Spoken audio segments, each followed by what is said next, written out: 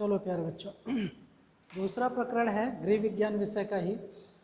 तो जैसा कि मैंने बताया ये सारी चीज़ें आप यहाँ पे नोट कर लेंगे, ठीक है। और जब प्रकरण चेंज है, आपका प्रकरण का मतलब टॉपिक जब चेंज है, तो उसी टॉपिक के आधार पे ही हम बच्चों का पूर्व ज्ञान भी उसी तरीके से देखेंगे, ठीक है। तो यहाँ पे देखेंगे पूर्व ज्ञान विद्यार्थी या विद्यार्थियों प्राथमिक उपचार के विषय में सामान्य जानकारी रखते हैं, ठीक है। तो इसका मतलब यहाँ पर जो हमारा टॉपिक है वो क्या है, प्राथमिक उपचार टॉपिक लेकर के आए हैं। तो पाठ प्रस्तावना के जो प्रश्न हैं अब यहाँ से ठीक उसी प्रकार से ये पूरा खाका बनेगा। दूसरे भी योजना में यहाँ हम लिख देते हैं, जो योजना है वो दूसरा है, ठीक है। तो सीरियल नंबर छात्राध्यापक कथन, छात्र कथन और घटक।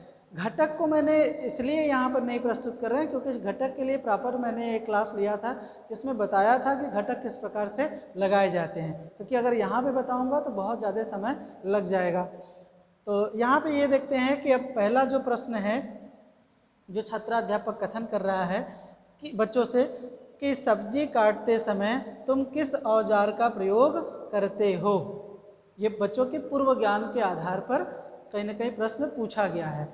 अब बच्चे कहेंगे कि सब्जी काटने के लिए हम किसका प्रयोग करते हैं, तो चाकू का प्रयोग करते हैं, ठीक है, चाकू का हो गया। या फिर बोल सकते हैं हसिया, पहसुल का भी प्रयोग किया जाता है, ठीक है। तो इनमें से हम क्या करेंगे, जो आंसर मिला उसी किसी एक आंसर से क्या करेंगे, यहाँ दूसरे प्रश्न का निर्माण कर लेंगे, ठीक है। जैसा दूसरा प्रश्न का निर्माण किया गया और ये पूछा गया टीचर के द्वारा, अब हम तमाम वो जो चाकू है, हसिया है, पहसुल है, उसका हम या तो चित्र बना करके लेके आए, बच्चों को दिखा दे। दृश्य सामग्री आप लेके आ सकते हैं, कहीं ना कहीं चार्ट के माध्यम से या फिर इस बोर्ड पे भी आप बना सकते हैं। उससे क्या होता है ना, दृश्य सामग्री से बच्चों की अंतःक्रिया ज़्यादा अच्छी हो पाती है। तो अब यहाँ पे चाकू दिखाते हुए पूछेंगे कि चाकू का सही प्रयोग या सही तरीके से प्रयोग न होने पर क्या होता है ना। अब बच्चों को दिखाएंगे कि अगर मान लीजिए चाकू का हम प्रयोग सही तरीके से नहीं कर रहे हैं, ध्यान नहीं दे रहे हैं, तो क्या होता है ना। यहाँ समझाना नहीं है, बस यही प्रश्न पूछ लेना है आपको कि अगर ऐसा होता है तो क्या होता है, ठीक। तो अब बच्चे रिप्लाई देंगे कि उंगलियां कट जाती है, ठीक है। अब इसी ये जो उत्तर मिला उसी से प्रश्न बनाएंगे कि उंगली कट जाने पर तुरंत क्या करना चाहिए। तो अगर उंगली कट गई है तो सबसे पहले क्या करेंगे, उस पर डेटॉल से, बच्चे बताएंगे कि डेटॉल से साफ किया जाएगा, उस पर दवा लगाया जाएगा, बैंडेज लगाया जाएगा या फिर पट्टी लगाया जाएगा, ऐसा बच्चे बताएंगे, ठीक है। तो अब यहाँ से प्रश्न बनेगा कि डॉक्टर के पास जाने से पहले दवा लगाना, पट्टी बांधने की प्रक्रिया को क्या कहते हैं, ठीक है। तो बच्चे अब रिप्लाई देंगे कि जो तुरंत किया जाता है उसको क्या कहते हैं, प्राथमिक उपचार कहते हैं, ठीक है। तो अब हमारा जो प्रकरण निकल गया, अब यहाँ पे क्या लिखेंगे, प्राथमिक उपचार।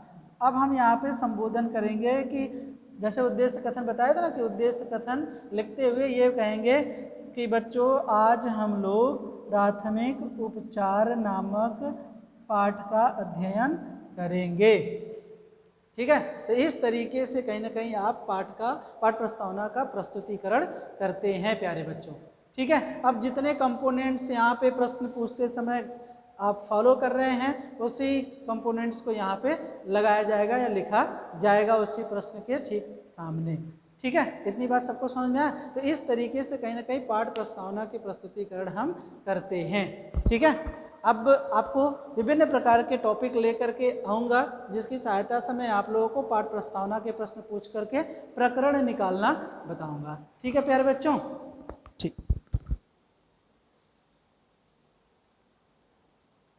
इसको सब लोग नोट कर लीजिएगा। यहाँ पे देखिएगा प्यारे बच्चों, पाठ योजना जो है, अब हमने क्या किया है, प्रकरण यहाँ पे चेंज कर दिया है, ठीक है। अब मान लीजिए ये पाठ योजना आपका क्या है, तीसरा है, तीसरा निर्मित किया गया है, जिसमें हमने ये सारी चीज़ें तो सेम रहेंगी। जैसे क्लास यहाँ पे क्या है, 9th का क्लास है, विषय गृह विज्ञान है, ठीक। आप चाहें तो इसमें ये सारी चीज़ें थोड़ा सा चेंजिंग कर सकते हैं। चक्र जो है मान लीजिए द्वितीय है मेरा, ठीक। अब पूर्व ज्ञान क्या होगा, क्योंकि टॉपिक चेंज हो गया, तो छात्र छात्राएं संतुलित आहार के विषय में सामान्य जानकारी रखते हैं। तो जो आपका प्रकरण है वो क्या है, संतुलित आहार है। तो संतुलित आहार के बारे में लगभग 9th में सभी बच्चे जानते हैं। ये टीचर मान के चलता है जब माइक्रो टीचिंग की प्लानिंग कर रहा है, पाठ प्रस्तावना के जब प्रश्न बना रहा है, तो ये मान के चलता है कि बच्चे संतुलित आहार के बारे में कुछ न कुछ जानते हैं। ठीक है, तो उसके बाद पाठ प्रस्तावना के प्रश्न बनेगा, ये पूरी की पूरी खाका बनेगी। खाका बनने में जिसमें सीरियल, छात्राध्यापक कथन, छात्र कथन और घटक का निर्माण होगा। ठीक है, अब यहाँ पे पहला प्रश्न पूछा गया है कि बच्चों बताओ, जब भूख लगती है तो आप क्या करते हैं। तो बच्चे कहेंगे ना, भोजन करते हैं। ठीक, भूख लगने पे क्या करते हैं, भोजन करते हैं। अब यहाँ पर इसी उत्तर से क्या किया गया, प्रश्न का निर्माण किया गया और पूछा गया प्रश्न में आप क्या क्या खाते हैं। ठीक है, सॉरी प्रश्न बोले हैं क्या, भोजन में आप क्या क्या खाते हैं ना। तो अब यहाँ पर बच्चे बताएंगे कि दाल खाते हैं, सब्जी खाते हैं, रोटी खाते हैं, फल खाते हैं, अंडा खाते हैं, मांस खाते हैं, मछली खाते हैं, हरी हरी सब्जियां खाते हैं, विभिन्न प्रकार के दालें खाते हैं। कहीं ना कहीं उनका इस तरीके का उत्तर आएगा। ठीक है, तो अब यहीं से क्या कर लेंगे, जो उत्तर प्राप्त हुआ इसी से नेक्स्ट प्रश्न या तीसरे प्रश्न का निर्माण कर लेंगे। ठीक है, तो अब यहाँ से हमने पूछ लिया कि दाल, सब्जी, रोटी, दूध, फल आदि कैसा आहार है। तो इन सब को मिलाकर के जो आहार ग्रहण किया जा रहा है, बच्चे देंगे उत्तर बताएंगे कि ये सर संतुलित आहार है। ठीक है, तो अब हम यहाँ पे उद्देश्य कथन कहते हुए यहाँ प्रकरण लिखेंगे कि प्यारे बच्चों, आज हम लोग संतुलित आहार नामक पाठ का अध्ययन करेंगे। ठीक है, तो इस प्रकार से क्या करना है, आप सभी को प्रश्न बनाना है। प्रश्न बनाते समय ध्यान रखिएगा उनका पूर्व ज्ञान, और जब भी प्रश्न बनाएं तो उसमें क्या, क्यों, कैसे, इन सब सारे चीज़ों का भी प्रयोग करके प्रश्न बनाएं। प्रश्न संक्षिप्त हो। ठीक है, और प्रश्न का उत्तर बच्चों के मानसिक स्तर का हो, कक्षा स्तर को ध्यान में रख करके कहीं ना कहीं प्रश्न का निर्माण करें। तब आपका जो मेन प्रकरण है, टॉपिक जो नया पाठ आप पढ़ाना चाहते हैं, वो टॉपिक आप आसानी से निकलवा सकते हैं, अन्यथा आपको निकलवाने में कठिनाई उत्पन्न होगी। तो इसलिए प्रश्न आप क्या बनाएं, सरल, एकदम आसान रूप से बनाने का प्रयास प्यारे बच्चों करें।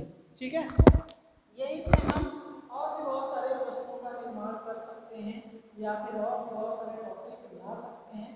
यहाँ पर मैं आप लोगों को और भी कुछ टॉपिक लेकर के बता देता हूँ कि किस तरीके से प्रश्न का निर्माण किया जाएगा मेरे बच्चों, और उस टॉपिक को कैसे आप निकलवाएंगे।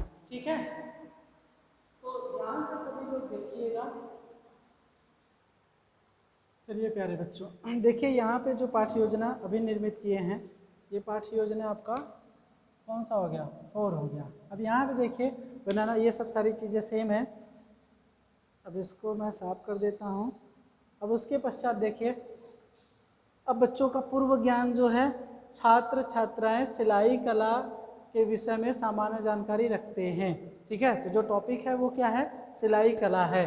अब यहाँ से जो पाठ प्रस्तावना के प्रश्न पूछे जाएंगे वो सिलाई कला से रिलेटेड जो होगा, वो पूर्व ज्ञान उनका चेक किया जाएगा कि क्या जानते हैं कि नहीं जानते हैं। उससे संबंधित प्रश्न पूछ करके लास्ट में हम यही सिलाई कला निकलवाएंगे। तो चलिए पूछते हैं प्यारे बच्चों से जैसा प्रश्न, पहला प्रश्न पूछा गया है, पृथ्वी पर सबसे जागरूक प्राणी कौन है। तो बच्चे बताएंगे कि सबसे जागरूक प्राणी मनुष्य है।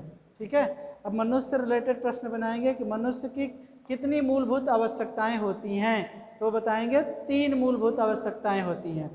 तीनों आवश्यकताओं के नाम बताओ जो मूलभूत आवश्यकताएं हैं। कहेंगे रोटी, कपड़ा और मकान।